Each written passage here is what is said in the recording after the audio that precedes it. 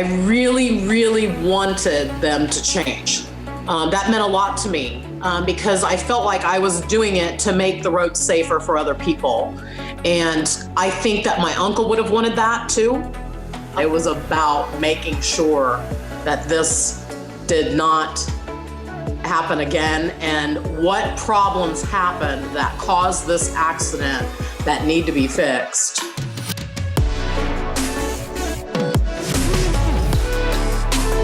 I'm attorney Dave Craig, managing partner and one of the founders of the law firm of Craig, Kelley Faultless. I've represented people who have been seriously injured or who have had a family member killed in a semi or other big truck wreck for over 30 years. Following the wreck, their lives are chaos. Often they don't even know enough about the process to ask the right questions. It is my goal to empower you by providing you with the information you need to protect yourself and your family. In each and every episode, I will interview top experts and professionals that are involved in truck wreck cases. This is After the Crash.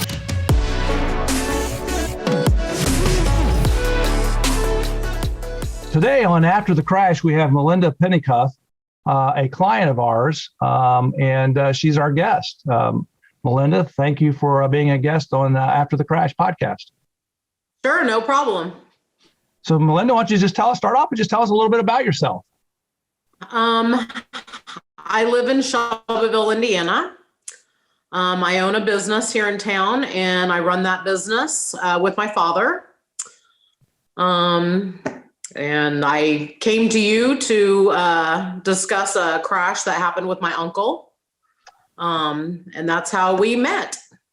Yeah, and unfortunately, Melinda had the misfortune. Her uncle, Robert Hogan, was with another family on their way back from vacation, and they were on I-65, and they entered a construction zone. And your uncle was with people that were close friends of his. I mean, they're almost like family to him. My understanding is, and construction zones, like construction zones all through this country, are extraordinarily deadly, and they shouldn't be, but they are. And your uncle was just a passenger. The vehicle slowed down for traffic. Left lane was closed, and it was merging into cutting down the number of lanes. And they were stopped in traffic when they were struck by a semi that plowed into the back of them. And it ultimately killed 6 people, died that day back in July of 2017. And so you came to us to help you with that case. And I want people to know, and I just want, there's other people out there that have gone through similar experiences or are going through them, and they don't know what questions to ask. They don't know anything about the process. And, what my goal is with this podcast is to provide information to people and let them know some things, let them know what to ask, let them know what the process is like. You went through a horrific situation. I mean, your family lost somebody very close to them, and there was no reason for it. I mean, there really wasn't. And we'll talk a little bit more about the details, but, we signed the case is settled. For you people who are listening. So, we're not talking about something that hasn't already settled, and it's settled with a confidentiality. So we won't talk about numbers, which I wouldn't do anyway. We won't be talking about the numbers or the conditions, or we won't even name the defendant. But the rest of the facts are all just, all sorts of things we can talk about. And the process, what you went through, we can talk about. So again, I appreciate you coming on here. I know that's not an easy topic to talk about, but there's a lot of people out there going through the same type of situation as you went through. So let's first of all talk about, how did you know to pick a lawyer? I mean, you ultimately decided, you ultimately were the personal representative for your uncle, and that had to be not even necessarily an easy decision, just to decide, hey, I want to take some action on behalf of my family. Right. Yeah. I had never been through anything like this. Never sued someone for something like this. It was all new to me.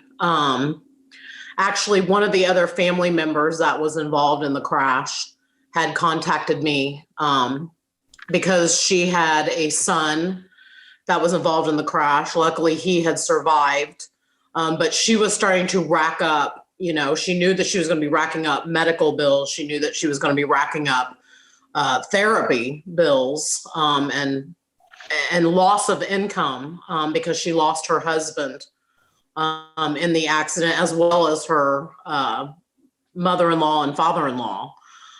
So she had contacted me, told me that she was hiring an attorney, and that would that be something that I was interested in. At the time, we thought we had to go with one attorney, but I wasn't sure about that. So I started doing some research online, looking into and realizing that it's really important that you get representation when you're dealing with these types of situations.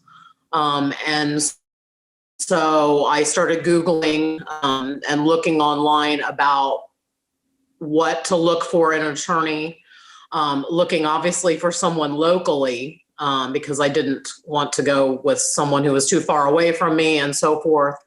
So that is what I did to do research. And when I did, I found you guys, and that's when I made the phone call to you to make sure, because my initial reaction was, this is not okay. You can't drive a semi into the back of somebody and it be okay and not face some kind of consequences. I didn't want, obviously I would have liked for criminal charges in the case. Didn't know whether or not that was going to happen at the time. All I knew was that it was horrific. And just different things that I had heard from the coroner, different things I had heard from the funeral person that took care of my uncle's body when it came back. It just made me more and more angry and sad, and just a lot of different feelings that you have, confusion as to why did this happen? How does this not happen again? I don't want anybody else to go through this. So my thought process was, I'm going to make sure that this doesn't just happen. And hopefully I know the chances that it will happen again are likely, happens all the time, but I was frustrated with things not being done and seeing this kind of situation happen when it shouldn't have. It should not have happened. And I think that's normal, is that, normally there's somebody in the family who stands up and says, hey, something needs to be done. And in this case, you happen to be that family member. And became personal representative and made the decisions for this case. But you're absolutely right. I mean, I think too often people think it's all about the money. You hear that all the time, and people, and I think the defense and the insurance companies and the trucking companies, they want to make it sound like it's all about the money. Right. It's not. And maybe you can talk a little bit about that. It's not just all about the money. No, it's not. In fact, I actually felt a little guilt of suing somebody about this. I mean, I didn't, and what would people think, that I did that? Would they think that I was after the money? And it really was not about that. It was about making sure that this did not happen again, and what problems happened that caused this accident that need to be fixed. And they need to be punished for things that they did wrong as to why this happened. Something had to have gone wrong to make this happen. And I think those are normal feelings for people to feel. And this is a case where, so for the audience's sake, this is a case where a semi-tractor trailer, an 18-wheeler, was driving at night, had its cruise control on, set above the speed limit in the construction zone.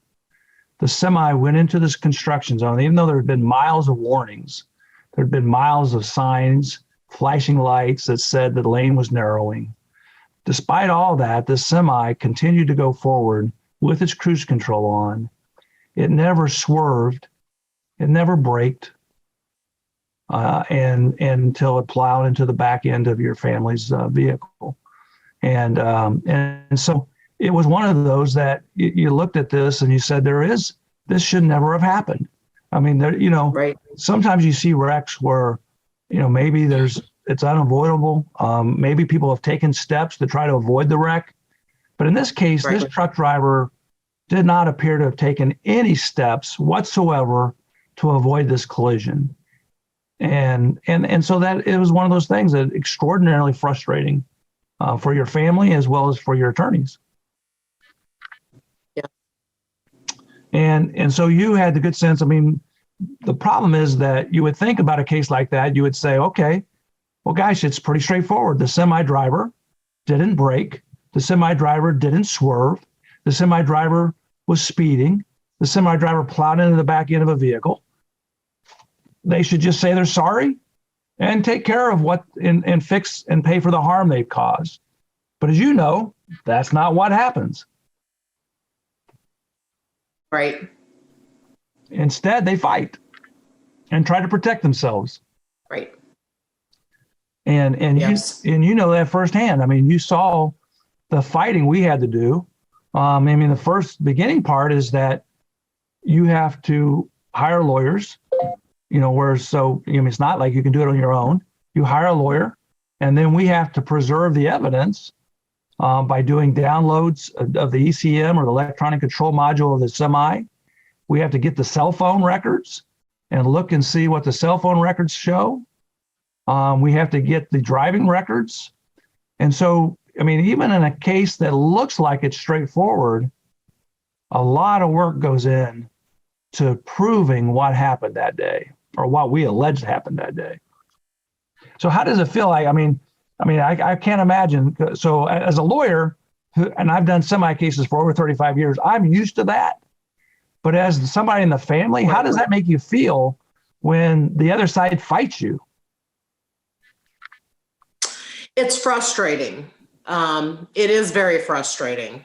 And I think one of the things in the beginning was I didn't realize how quick they can, when it happens, they're on it right now. Whereas I think it was at least probably a few weeks before I even contacted you guys, and not really knowing how important to preserving that evidence is. And I don't think we had any issue with that, luckily, but had I known what I know now, I'd have been on the phone that night. Yeah. Just to make sure that there was no covering up or any kind of tampering. And I'm not saying they did that in this case, but I know in some cases that can happen. And so knowing what I know now, I'm glad that I got in touch quickly.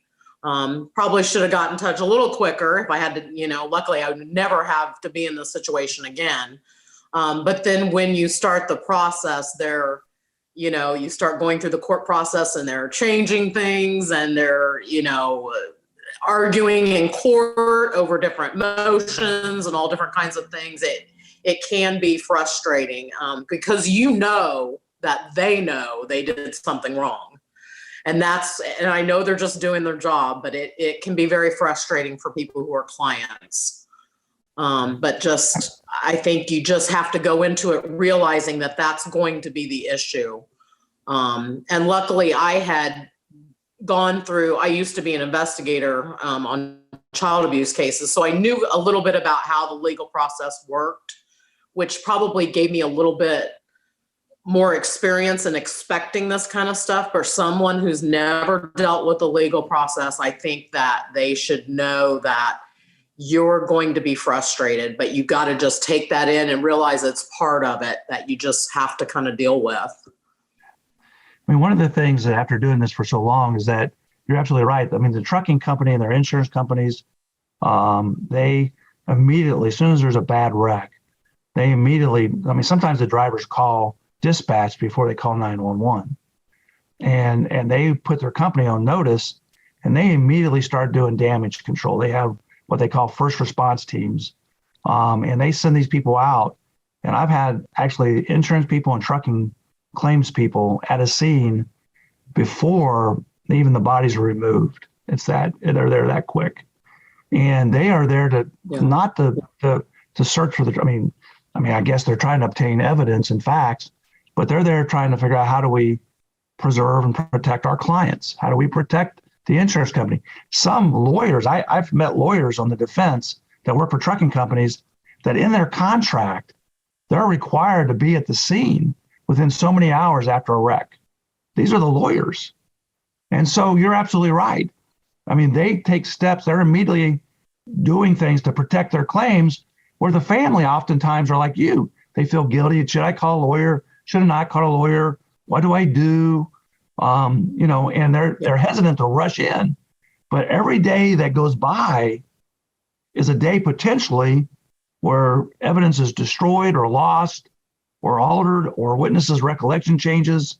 So I think you did the right thing in moving as quickly as what you did.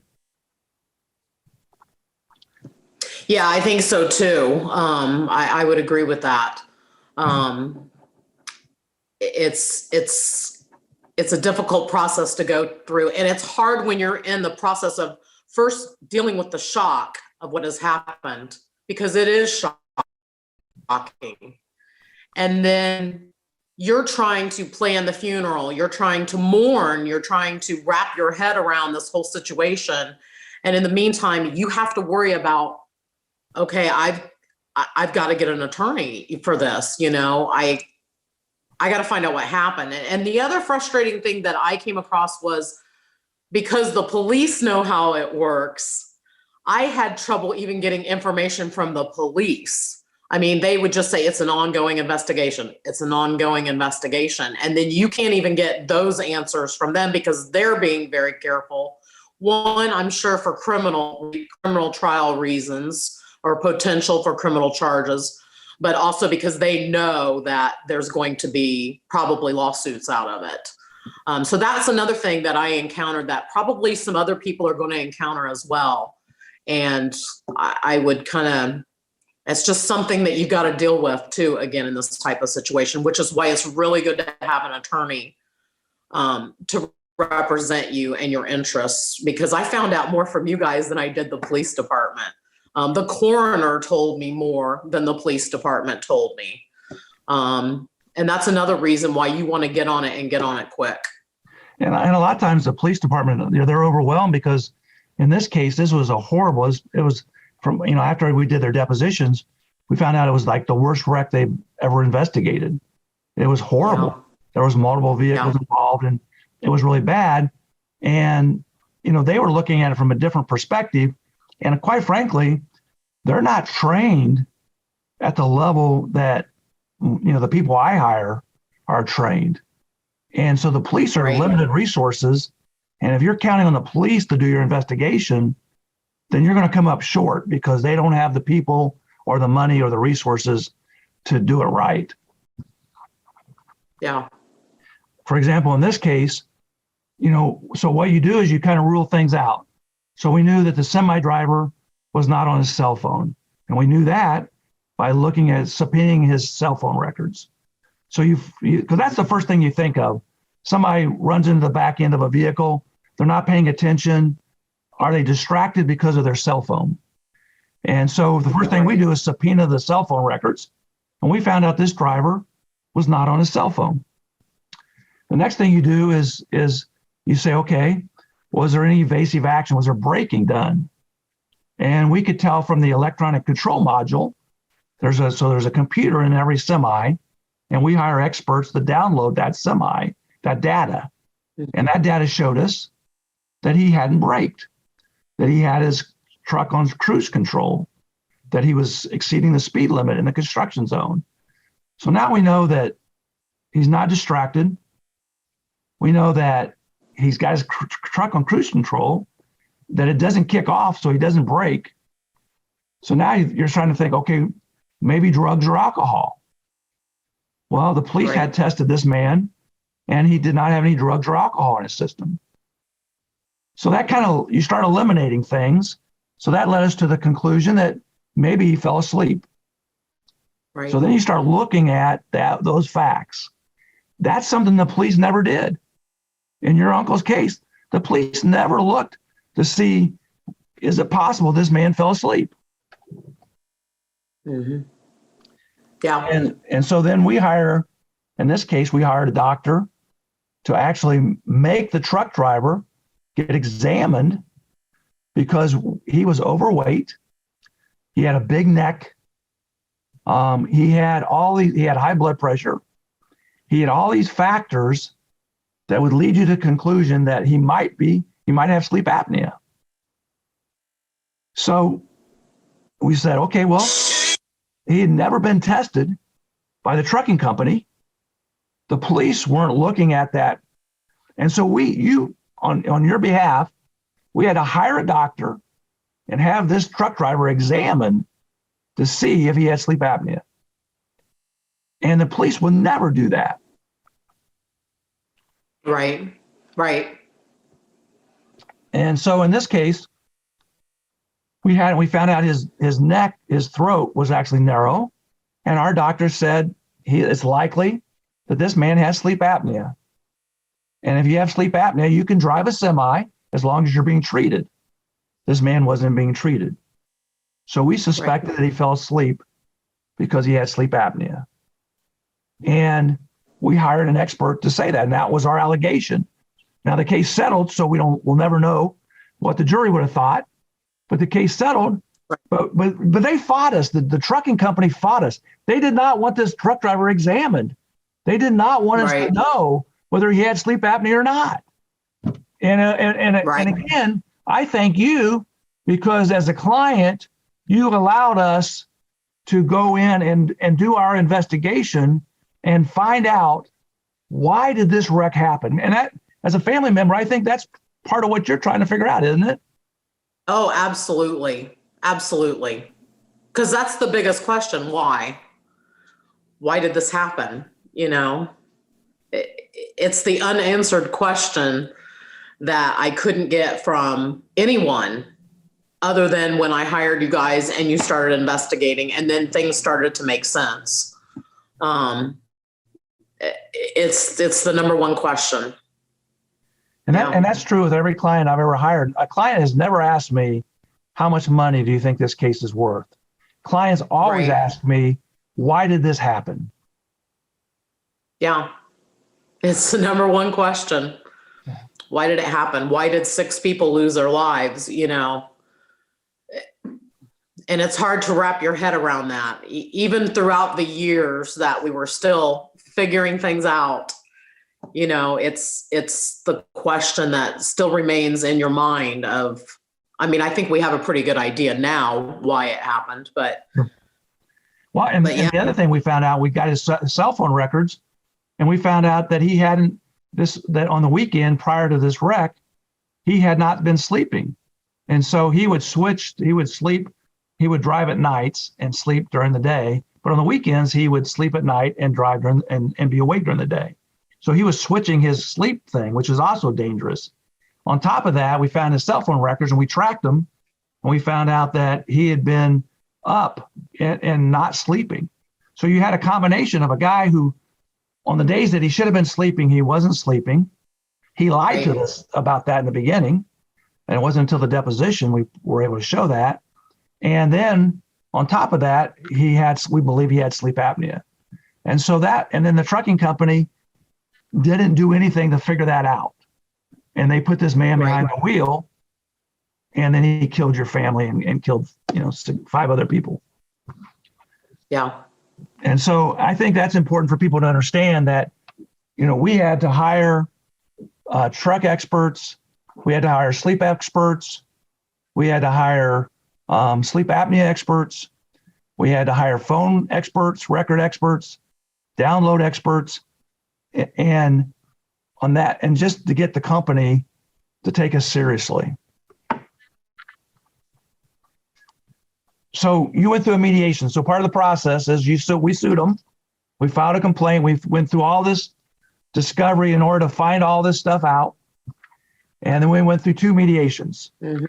Tell folks that, because they don't, most of these people have never been through a mediation, and it's got to be a frustrating process. Tell us about the mediation process. Well, I had never been through a mediation process. I knew what it was. I knew what it involved, but I had never been through one. It can be a frustrating process if you go into it thinking you're going to settle. So I kind of went into it knowing that, 1, from you guys, that it was not going to settle. And 2, just knowing that in my own mind, it probably was not going to be resolved, at least not on the first mediation. And And on the second one, I really had my doubts as well, to be honest with you. But it's kind of a back and forth process. You've got to go into it, I think, with your mind that you are willing to go to trial on it. In this case, there was a lot of evidence, I would say, against them. So I felt very confident in if we went to trial, it wasn't going to be a problem to go to trial. And I think if you put that kind of in your mind when you're going through the mediation process, it will help you become more confident in that mediation process. Of course, you have a mediator, but he's dealing with both sides. But if you can come across that, hey, I'm not afraid to go to trial, that is a big part of what they go back to them and say, look, you've got somebody that they're not worried about going to trial. So you need to try to work this out. And I think that was really good. You stood your ground on that. I backed you up on that kind of situation. And I think that helps your case when you're dealing with mediation. And I think that's, I hear about lawyers all the time who kind of twist their clients' arms to settle. And that frustrates me because it's really your choice. It's not the lawyer's choice. And you should make sure you have a lawyer who does go to trial, who's willing to go to trial, who allows the client to make that decision. So you have to have a lawyer who's willing to go to trial, but then you have to have a client like yourself who's willing to go to trial, because that's how you ultimately get the best results. Absolutely, I would agree. And I think it's important to talk to your attorney. And we had talked about different scenarios of, okay, what are the strong points to our case? What are maybe any weaknesses that we have in our case? And a good attorney will explain both of those to you and let you, in the end, decide what you want to do as far as when you settle and so forth, or whether or not you go to trial. I mean, I was fully prepared, had it all scheduled. I was off work. I was going to trial. And I would have been totally okay with that situation. Is it hard for me to get off work? Absolutely. Especially when you run your own business like you do. Yeah, people think that it's not, but it can be difficult for especially a business owner to get off, because I'm a very small business. And with the whole COVID situation, being shorthanded and all kinds of different factors going on, it didn't matter. This was what was important to me, not for the money, but to find out why and make sure that this hopefully did not happen to anyone else by punishing those who did wrong, by not making sure their people were checked for sleep apnea, for not making sleep a priority with their drivers, for not doing all these steps that they really need to do and they should be doing to make sure that our roads are safe for everyone. And so, yeah. Well, at the first mediation, they gave you a really low offer. At the second mediation, they gave you another low offer, a little bit higher, but still low, and said they would never pay us a certain number, that they ended up paying us more than that eventually. But right. You held in there. Like you said, you knew, okay, I'll go try this case. And what you did was you said, eventually you and I talked, and you said they either pay us this number, X number, or they pay us Y, and Y is less than X, but they have to change their policies. And again, we can't really discuss what option they picked, but you chose. You said, look, you can pay us more or you can pay us less, but you have to make the roads safer. You have to change things, change the way you're doing things. And I've done that on other cases, and not every client's willing to do that, and that's okay. But I think that that's something that you did that I give you credit for, that you were willing to stand with me and say, no, we'll either go to trial, or you have to pay us X, or you have to pay us Y, and do what we ask you to do. Right. Did that was that a hard decision for you to make? It really wasn't, because the change is what I wanted. I really, really wanted them to change. That meant a lot to me because I felt like I was doing it to make the road safer for other people. And I think that my uncle would have wanted that too. So it was a fairly easy decision for me that, hey, I'm willing to take less monetary value if you make a change. And I would prefer that they had taken that. So. And I think companies, that's what companies will, we can't say what they did, but we will say that companies, the only way they will change is when they have to change. And, Yes. And when you give them incentive, and by letting them pay less money, sometimes that's enough of an incentive that you can get change. Now, some companies want to change and they want to be safer anyway. But I think, Sure. The best way to assure a company will change is by holding your line like you did. Yeah. And we were just not willing to negotiate. Once you said that, you said this is X or Y, or we go to trial. And we made it real simple, and at that point, we were done meeting. We went through 2 mediations. And then the other thing I give you credit for is everybody else settled. Everybody settled except you. Right. And you and I, we hung in there, and that took bravery on your part to say, despite what everybody else is doing, my uncle would have wanted this. And I give you credit for saying, no, you either pay us X or Y, but we're not budging or we go to trial. And that's what you did. Yeah.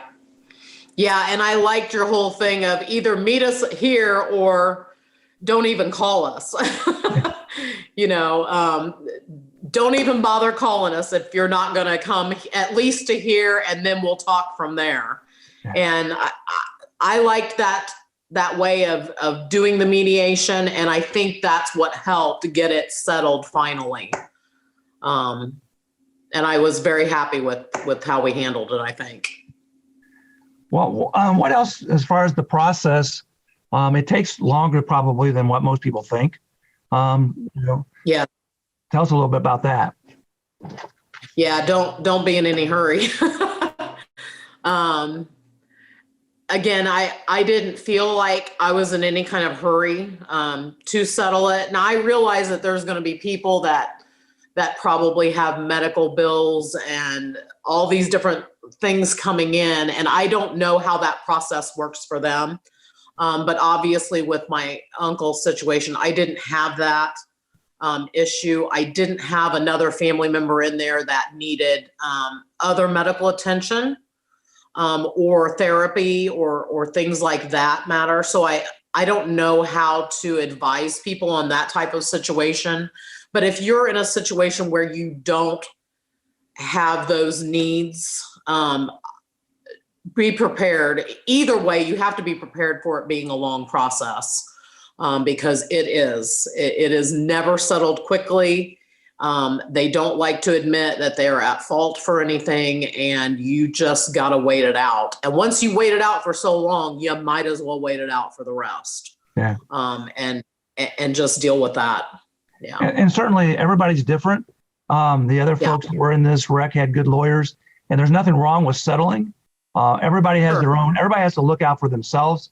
And everybody in this case had lawyers that were willing to either go to trial or settle whatever their clients wanted.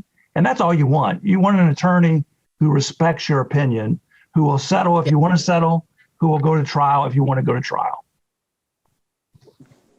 Yeah, I would agree with that. Everybody's situation is different. I think all the attorneys, as far as I know, pretty much represented, I think, their clients well. It's just a matter of what someone's individual needs are and how they decide to handle things. For me, it was always about making sure that and trying to make sure this didn't happen again. That was my number one goal with it. Is there anything else you can think of that you think the people that are unfortunately just getting ready to go through this process should know about the legal process? Yeah, I think if they you got to find you a good attorney. obviously I'm biased. I think you're a great attorney. Your people were absolutely wonderful. Always kept me up to date. Any questions I had, they always answered it. That's the kind of attorney that you want, is someone that will listen to you, will do all this work. I appreciate everything, that everybody did on this case. You're going to go through a lot of ups and downs, but just hang in there, get you a good support system. There were times where I couldn't sleep at night because I would start thinking about this case and really what my uncle and all these people went through. And that can be difficult. And every time you start meeting and through depositions or whatever, it brings all of those feelings back up again, and you're dealing with it again. And that can be tough. But if you have somebody that's really strong and supportive with you, and luckily I have a great family, my husband and my father, if you can try to find someone that helps with that support, as well as remember the good times that you had with that person, because sometimes you can get really focused on, oh my God, I can't believe they died this way, and I can't believe this happened. And it's still surreal to me sometimes, but then I try to remember the good things in their life and all the fun times that we had together and all of those different things. And it helps you get through this long, tedious process. So that's the main thing that I would tell people, is just stick in there and realize that you're going to have this roller coaster that you feel like you're on sometimes, but it's, in the end, I think, especially for us, it was all worth it. And if you can make change, make it change. That's the most important thing, really. So it doesn't happen to anyone else. Well, Melinda, thank you. And thank you for your courage, and thank you for sticking up for your uncle. Thanks for your courage for drawing a line in the sand and sticking by it. So that's the way change happens. So thank you for being a guest on After the Crash, the podcast. Yeah, thank you for having me. Appreciate it. Appreciate all your hard work that your firm's done for me. This is David Craig, and you've been listening to After the Crash. If you'd like more information about me or my law firm, please go to our website, ckflaw.com. Or if you'd like to talk to me, you can call 1-800-ASK-DAVID. If you would like a guide on what to do after a truck wreck, then pick up my book, Semi-Truck Wreck, A Guide for Victims and Their Families, which is available on Amazon, or you can download it for free on our website, ckflaw.com.